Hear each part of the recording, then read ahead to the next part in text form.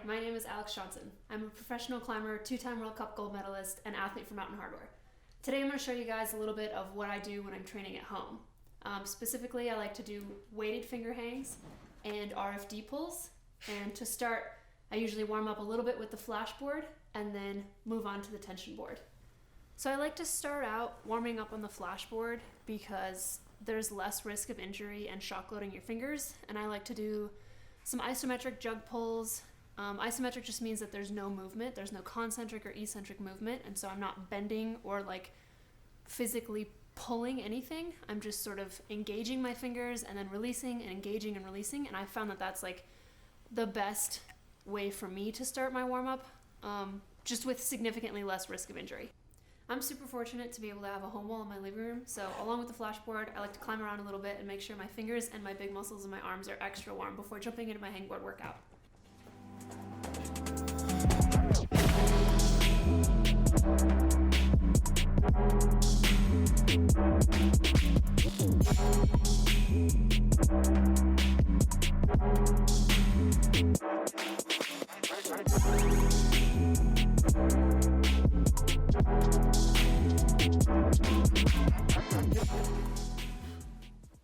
Alright, so getting into the meat of my workout now.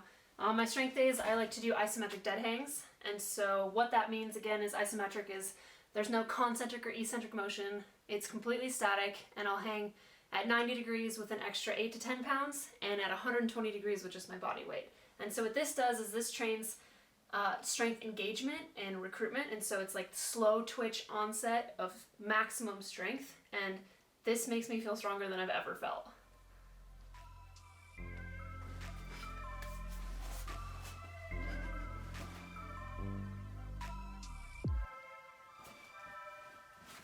So for timing on these, I hang for between 3 and 5 seconds. If I can hang for 5 seconds, then I start to slowly add weight, but you want your strength to be between 3 to 5 seconds per rep, and I'll do about 5 reps, depending on how I feel, with a minute's rest in between. Oh, I feel strong today. Yeah, Johnson.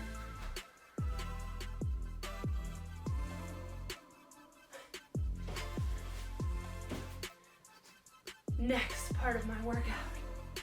I continue with my isometric hangs, but this time at a 90-degree arm bend, and I add 8.8 pounds, or 4 kilograms.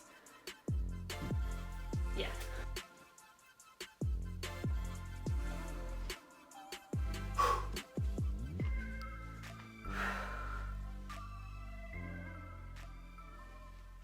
When you're getting into these isometric hangs, you want to put yourself in the position and then just like gently lift your feet off the ground. You don't want to have to like pull up or like jump into the position, so it helps to stand on something. For me, it's a pad and a Bosu ball, because I don't want to be doing any sort of concentric or eccentric movement. It's like completely isometric like no movement. Oh man, talking and working out is really hard. All right, set 2.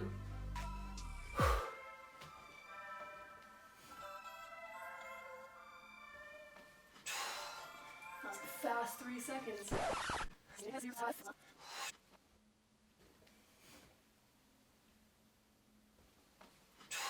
It's important on these hangs that you engage your shoulders, your scapulas, your elbows, like everything has to be engaged before you lift your feet off the ground. And I'm doing them on like the biggest jugs on the hangboard. Like sometimes at the gym I'll do them on a pull-up bar. This is like specifically training arm and shoulder strength. This is not fingers. It's also important to breathe.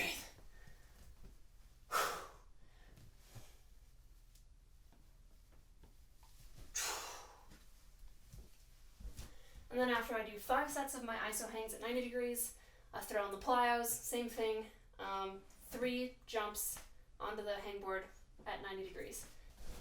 And what this does again is it just trains your newly recruited slow onset strength to work in fast time.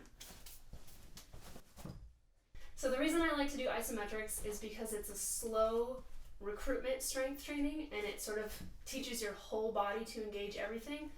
And the reason I like to do the plyos afterwards is to sort of train that newly learned slow onset strength into recruitment in real time. And so one of the most important things in climbing is contact strength or fast twitch strength. And so as much as we can train slow strength like weighted pull-ups or iso deadlifts or even iso hangs, it's really important to take that newly learned strength and apply it to speed or force. And that's what RFD comes in, is rate of force development. And so I take all of my slow recruitment, slow twitch strength, and I train it to be fast. So the next thing I'm going to do is little finger RFD pulls. So again, along with pure strength, one of the most important things in climbing is contact strength, and that's like how fast you can latch a hold. Because if you're throwing for a hold and your recruitment is really slow, you're not going to be able to stick it. And so one of the things I train on for that is flashboard. I do RFD pulls, that's rate of force development, and that takes all of your strength and trains it to be fast. So what I like to do for that is attach flashboard to my little homemade system here. I like to do it on the 20 mils, just half crimp position. We're not doing full crimp or anything. And you don't want any slack in the system. You want it to be pretty taut because this is supposed to be specific to your fingers. You're not pulling up with your arms at all. This is just training your fingers to pull as fast as you can. And what you want to do is hit your maximum pull force or maximum strength as fast as possible. And I do about 15 reps, between 5 and 15 seconds of rest in between, and I do a couple sets of this. When you're trying to get to your max force, it helps to clench your whole body. Like I'm flexing my arms, my core, my fingers, and I'm letting out like a fat chunk of air when I do it. So again, this is just maximum pull force as fast as possible. Unlike the pure strength training days, RFD is not as hard on your body, so I can do these between 2 and 3 times a week. When I do my isometric weighted hangs, I just do them like once, maybe twice a week. But RFDs you can do, it's pretty minimal. You can do them, 2 to 3 times a week because you're training speed, not strength. Cool, thank you guys for following along on my isometric strength training day. My training days vary drastically depending on what the theme of that day is, and today was isometric strength and a little bit of RFD. So I hope you guys are having fun, training hard, and staying healthy.